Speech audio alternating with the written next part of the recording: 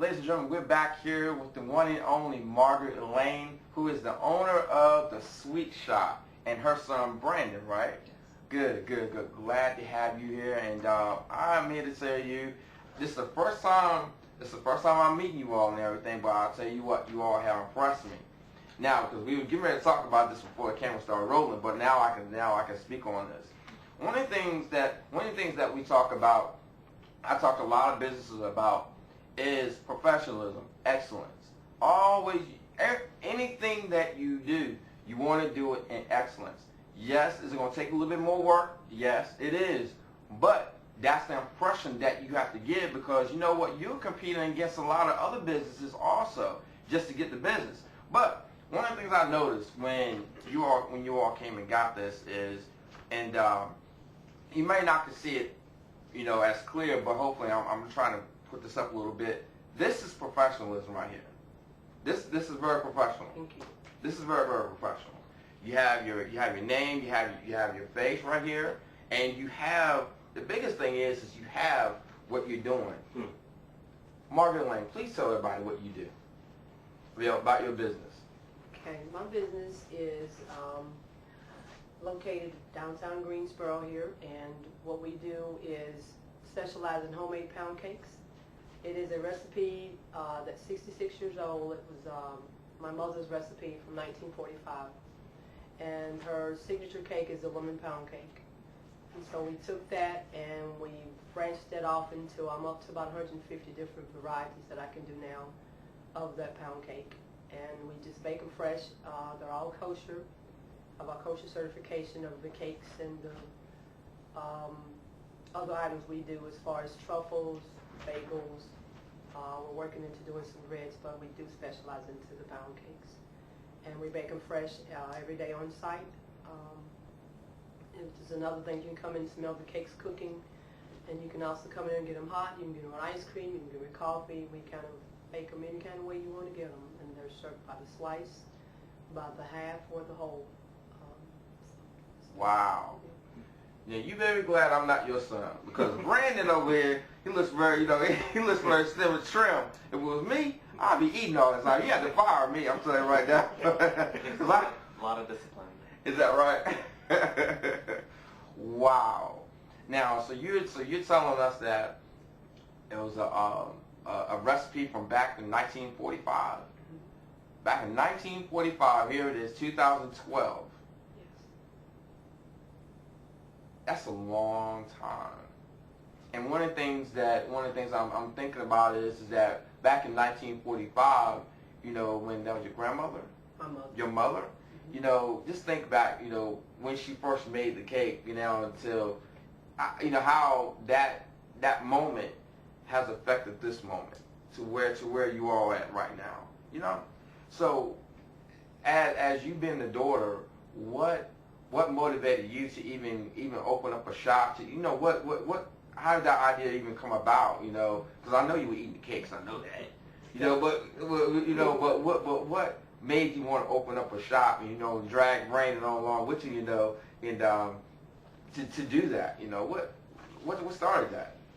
Well, I actually just had a niche of I love to bake. I also love to cook, and I was actually at a point to where I single parent, raising two boys alone, and I just started using my talents, which was cooking and baking, to make plates. And I was taking the plates and selling them, and I'd put a slice of the cake in the plates, just the lemon. I didn't do any of the other flavors. And people started liking the cakes. So I thought, well, sweets might be a good idea to come into a market of versus restaurant. Been a little harder, so I started just selling the cakes. And it just became so overwhelming. I thought, well, I want to look at a location in a shop. So I thought about opening up a sweet shop to kind of not only better myself, but the job I have, I was really not happy there. Working where I was working, it was just a cigarette company. And I wanted to do something that I could share this with, since everybody liked it so bad. So I started looking, and then I found this spot downtown, and I located area that I thought was a good corner lot, which I had parking, and it was quaint the way I thought I could fix it up and do it. And so that's where it began. I started baking the cakes there, just coming up with different flavors that people just never heard of, kind of going outside of the box with a pound cake. And I thought I could share this with other people, and they could come in and smell it, as well as, you know, sit down and be able to enjoy it. And it's just a unique way, the way I orchestrated. I wanted to capture my mom's era of me being young, running down the hallway and being stopped in my tracks. Don't shake the oven. Don't. You know, that was a big thing with her. When you get to that kitchen door, you better not move. You better tiptoe. You don't shake the oven because the cakes will fall. Pound cake is a very, very, very special cake, and you have to be careful with it, otherwise it will fall. So we would get there, and the stove back then was you could peep in. It had a little glass door. You could peep in and you see the cake baking. So we'd stop and look. It was my brothers and I. I'm the youngest, again, of 13. There's 8 of us living, and I'm the only one that took the baking strategy to another level. My mother's still living today. She's 87. She don't know the bakes, but I always tell the story about how it was being a little girl, going into the kitchen and looking at the cake bake and smelling it, and then when it comes out of the oven, well, another disappointment. It was going to the church. So we was hoping to have a crumb after she would, you know, flip the cake, and, you know, we'd get the crumbs out of it and whatnot, and then we'd go to church, and of course by the time you got through the line, the cake was gone. But she would every year take her cakes to New Goshen United Methodist Church, and every year she would bake her cake for the revival. And up to the day, I still take cakes over there for the revival every year.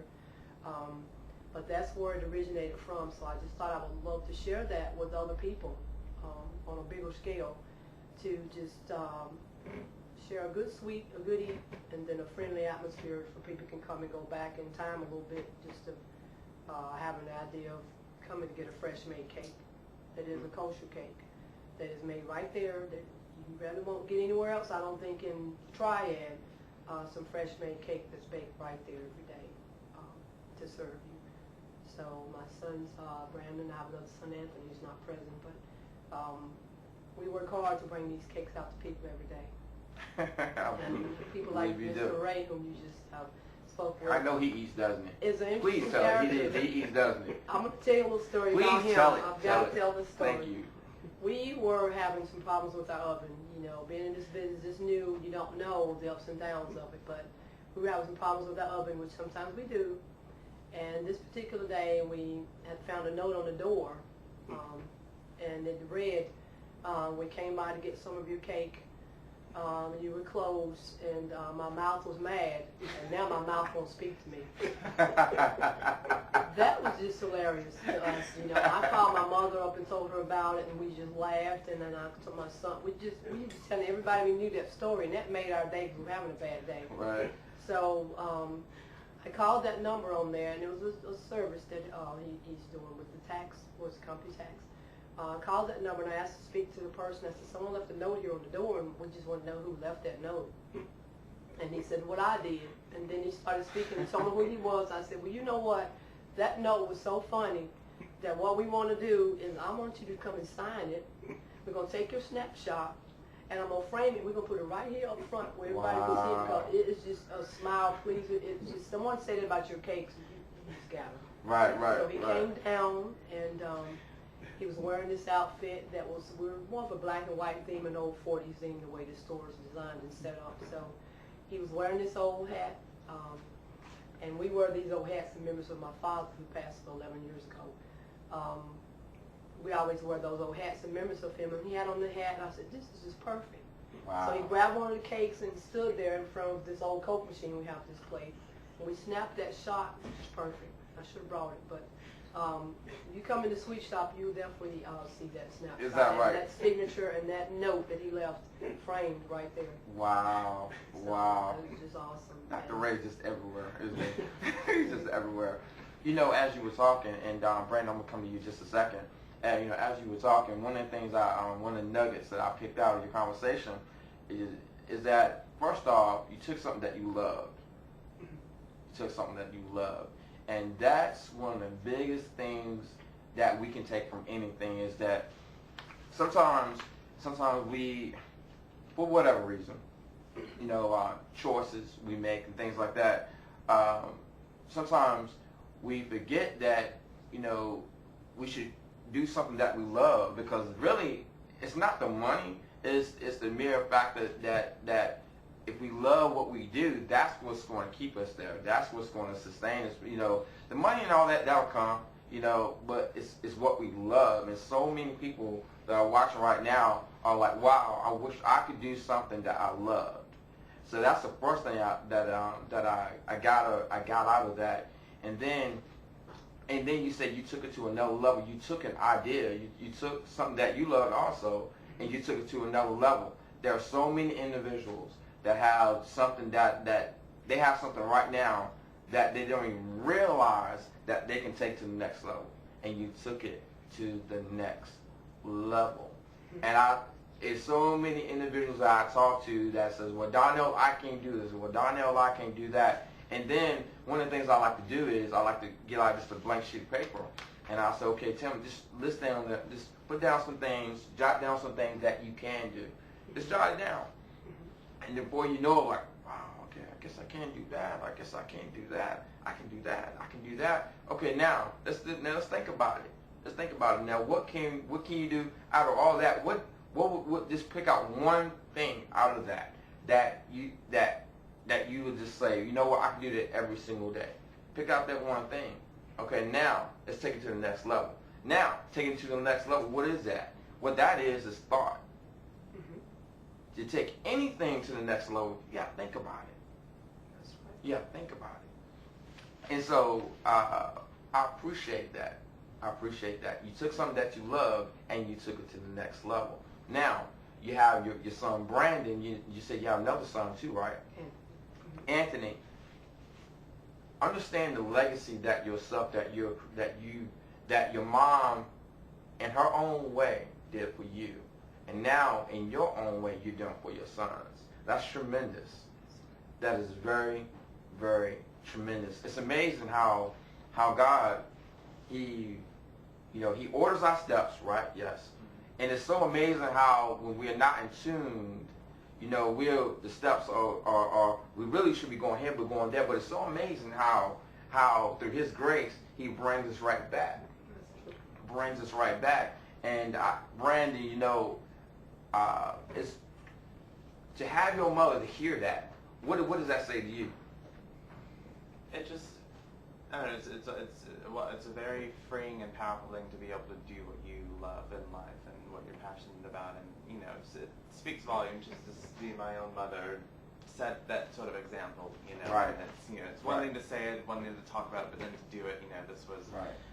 This project took us about 2 years to get off the ground. We got in the space, we were just renovating and running into stumbling blocks and all this kind of roadblocks, and she never wavered. You know, people would have easily said, well, this is putting too much money into this, it's taking too much time, let's just throw our hands up and we'll go do something else. But she said, no, this is what I want to do. I have a vision, and I want this to succeed. This is what I want to do. This is what I'm passionate about. And so she did it. And so to see something from, you know, scribbles and sketches to it actually being, you know, physical, tangible business you can walk into, you can smell it, you can see it, you can taste it. You know, that's spoken volumes, and it's set, you know, an incredible example for myself. Yeah. Most definitely. Most definitely. So that's why I want to make sure that people understand, you know, what's going on here, because I do. And I'm just sitting here and I'm looking at, I mean, I haven't even seen the cake yet. Heard about it, haven't seen the cake yet, but to be able just to sit back and look at this is what make people buy. I'm telling you. And then once they actually taste the cake, guess what? They're gonna come back again. And that's the beautiful. That's very, very beautiful. So I'm gonna ask you a question. I'm gonna let you go. So, say for instance, where do you see yourselves in 5 years? I see myself franchising. I'm even interested in going over in Italy and open up a little parlor over there, because there's a void for this type of cake, which is a light, fluffy cake versus your dense pound cakes. I like to franchise. I like to leave the legacy behind to my sons, my 2-year-old granddaughter who's in there doing little cakes. We have a little mini pound cake we do for her that will go towards her college foundation, all the sales from that. and just encourage anybody that's out there, if you have a talent, I mean, we all got talents. Thank God he blessed me with a talent to create, to interior design, to apparel design, to bake, to cook. I love to do a lot of things. I love to choreograph. I've just got many gifts and talents that God gave me, and I take those talents and I put back. And I was in a position where I'm working, don't like it, but I said, now I got talents. What can I do with the talents I have and make money out of it to better myself? So that's what the cake came to be, and that's just the foundation, which is the entity. The Margaret Lane Designs is just the entity. Under that is more, I want to build a conglomerate. I want to build an empire, you know, to showcase Margaret Lane Designs apparel, Margaret Lane interior designs, Margaret Lane furniture designs. You know, all these are things I have in the sketchbook, several sketchbooks that are just away that I want to bring forth once all this unfolds. So I'll leave to them. They also have a Out of Bondage Because of Our Opportunity project we started on in 2003, which is the sales of T-shirts that I kind of came up with a line for my sons of jeans and T-shirts that say positive statements to our teens and youth, you know, to create opportunity for yourself. Come out of the bondage situation you're in, use your talents and do something so they can see from what I'm saying in this sweet shop, where I've struggled basically working 2 jobs all my life to create a situation with my talents to get all of us out of a bondage situation to better ourselves. So that is an example that they see, and you will see the Obu surface along with this as an identity under the Margaret Lane Designs. So anybody out there, you can do it. You just got to want it. You got to hunger for it. Don't give up. Don't listen to naysayers. Just keep going. And pretty soon, if you really want it, it'll unfold, and you'll give birth to all that you're holding in, and it'll manifest and come out. I'm a living example of that. And you can do it. You just got to believe it. You got to do it. Wow. Wow. You just got to do it. You have a plan. You have a plan. It's I'm a very. thinking all the time. I get that. I get that. Brandon, take care of your mother. Always. Yes, it's the brain right here, man. Most of I'm proud of you. I'm proud of you, Brandon. You're hanging out with your mother, because I'm not only now, but later on down the road, man. She's gonna need you. Not say that she doesn't need you now, but what the plans that she just laid out to us. That's a lot. That's a lot, and she's gonna need trustworthy people around her. She's gonna she trust me. I get it. So the truth. I get it. You can believe My that. ace in the hole right there. He's right by me. Exactly, exactly. So I say to you, you gotta hang in there, man. You gotta hang in there. No matter what comes around you, you gotta hang in there, okay? All right? Good deal. Thank Margaret you. and Lane, wow. That's outstanding. Brandon, I appreciate you. Thank you so much. You're very welcome. All right.